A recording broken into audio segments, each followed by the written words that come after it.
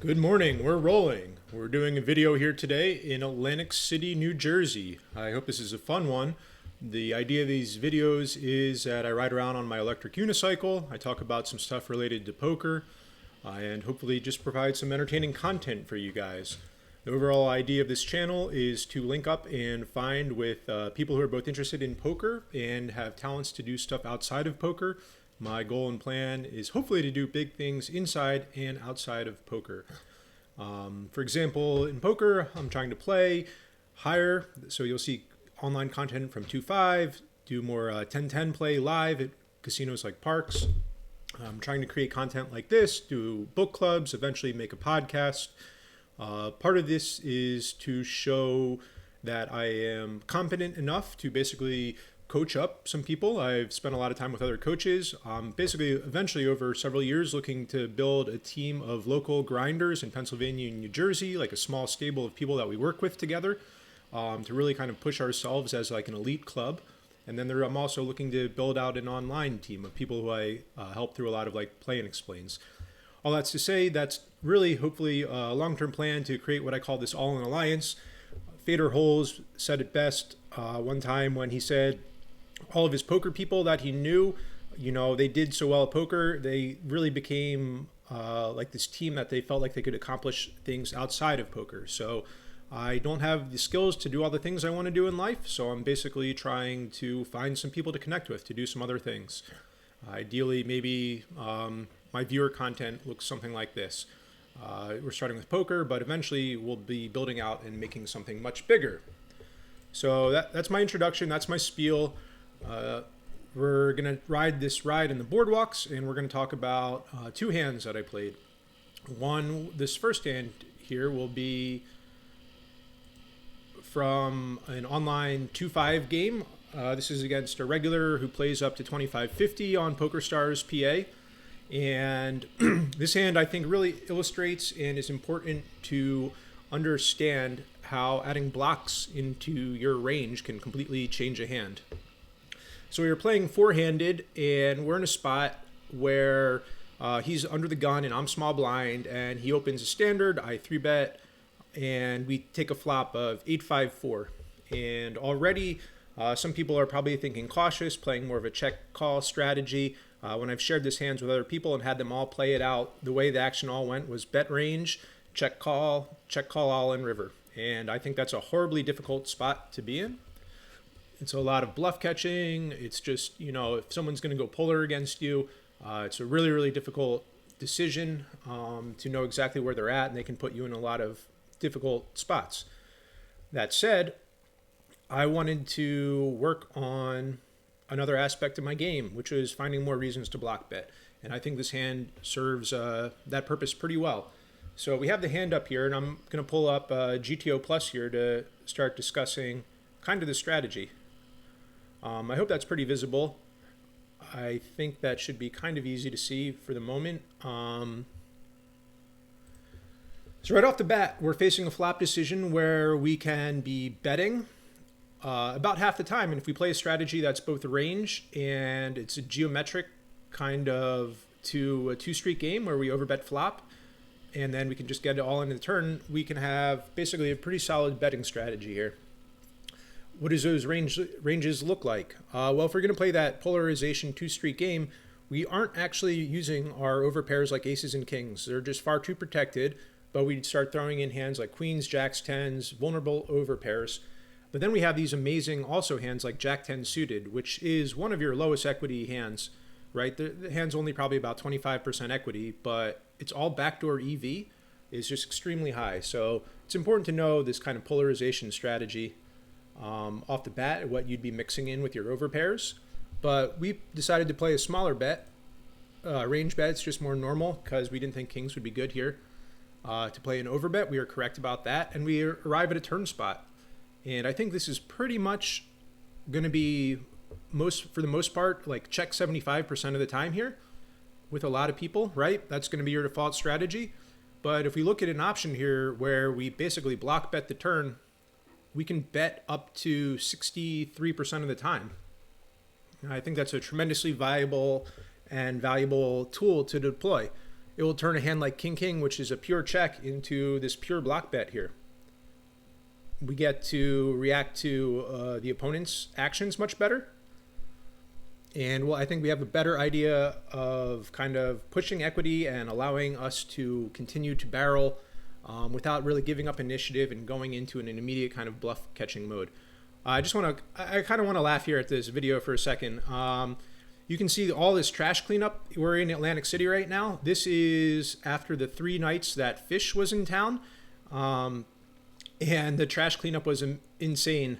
This is like Monday morning around like 7 a.m. or something like that. You're going to see parts of the boardwalk where they're just vacuuming up like thousands of balloons from all like the nitrous people. I mean, you can see them all littered all over the ground. So that looked like an amazing time in Atlantic City. The friends that I had that went to that just said it was one of the coolest concert experiences they had. So very cool to see something like that happen in Atlantic City. But let me get back to talking about this hand. So we're going to bet again, right? We're blocking. That's our strategy.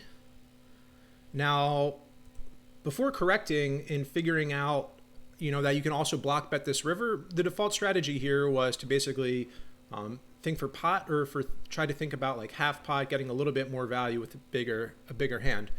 But Kings is never going to fit into that strategy. Kings is always a check here. You're pretty much the only part of your range that's ever really betting here. The overbets are some King-Queen bluffs, or the King-Queen backdoor diamonds, excuse me. And that's about it.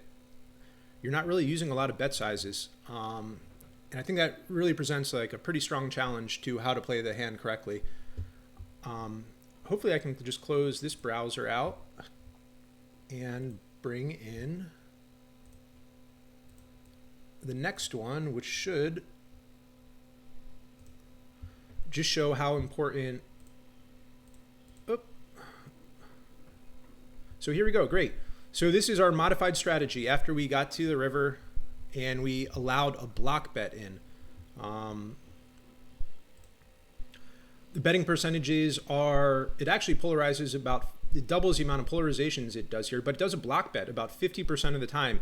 And we can see it's nearly pure blocking with King King.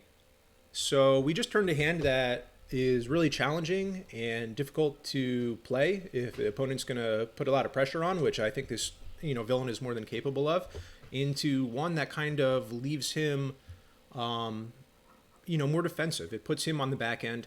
If he decides to polarize against you, you're going to have a lot of strong bluff catchers in your range, and especially having the King of Diamonds here. You can see if he were to make a raise on this river, we can feel really, really confident with the King of Diamond about calling any raises that he may make. So that was the first hand. I am trying to work more blocks in from all positions, but these like 10 to 15% bets that you see, I just think are extremely powerful.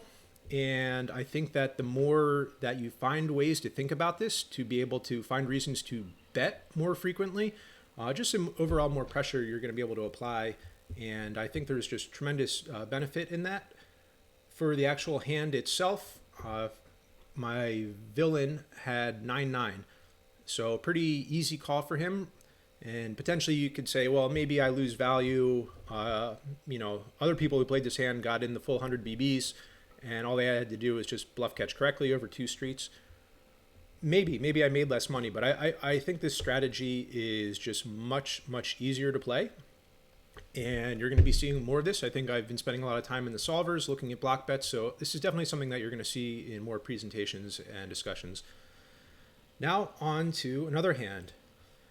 This hand was played at the Borgata on my trip, just playing a little 2-5. It was kind of sneaking away from the family, got in a session around like 11 p.m. or so. Pretty dead session, pretty uneventful for me. This is a hand that I played that I think kind of looks at blockers and polarization, and there's a little mismatch, but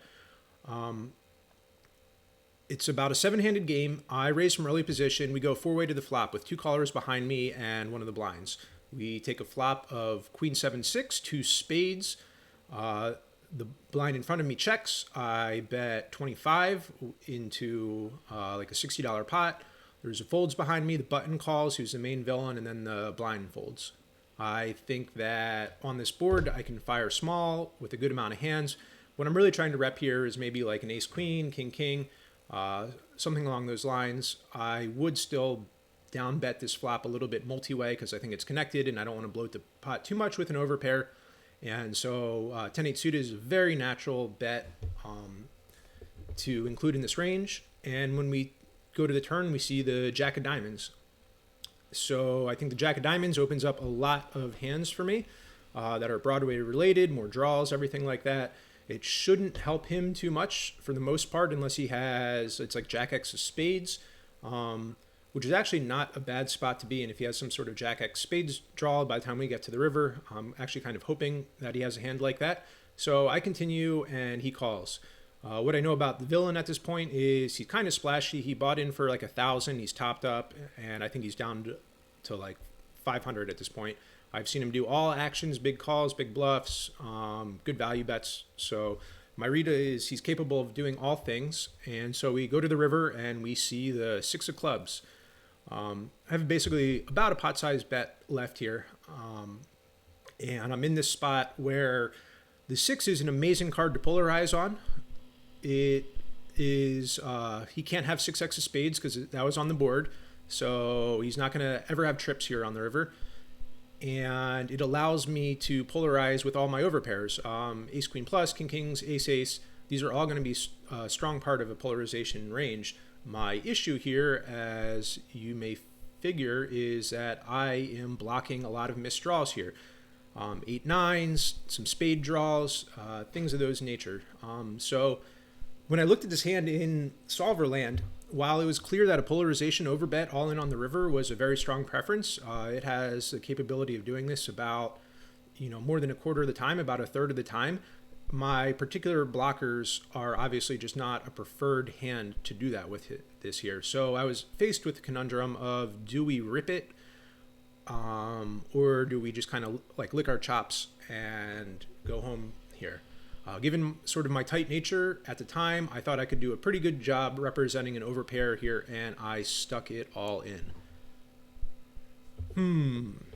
So what do we think is villain's calling range is here? I don't block any pairs, which is nice. I'm trying to put him in a difficult spot to fold a pair. I want him to have a pair very much here, or some sort of missed draw, which is hard because I block a lot of that. Now, what villain actually did in fact call with, which I don't think I could have gotten him off of, is queen jack. So unfortunately that, the 6 is kind of like the counterfeit there, that I would have been very happy to see something along those lines to a hand like that. But, begrudgingly, that person's going to have to call there every single time with essentially top 2 pair. So I'm trying to work in more live play. I've been going to Parks Casino, once a month or so to usually play on Tuesdays. If you ever see me there, we should link up and say hi. I am there at least once a month. I'm trying to make it, 2 times or so. And I definitely want to work my game up into a higher level there to be playing some of the larger games, because I find live to be pretty darn soft, very exciting because it's deeper, and just, a nice change of pace from online grinding. So that's what I have for today. Short and sweet. I am continuing to ride down to the end of the boardwalk. This is headed towards like Ventnor and Longport, if you're familiar with South Jersey, the towns that are south of Atlantic City. This is a really nice boardwalk run. I'm just going to say I'm going to let the rest of this video ride out. If anyone is here and still watching, it goes on for just a little bit longer, but that's going to call it from me, and I hope you enjoyed this presentation. Remember, the best thing you can do if you want to help me out right now is like a like or share or subscribe if you want. Or if you ever want to reach out to me for anything that's poker or all-in related, you can find me in the comments, or I have a Discord channel that is set up that you can read in the information box. All right, I hope you have a blessed day. Enjoy.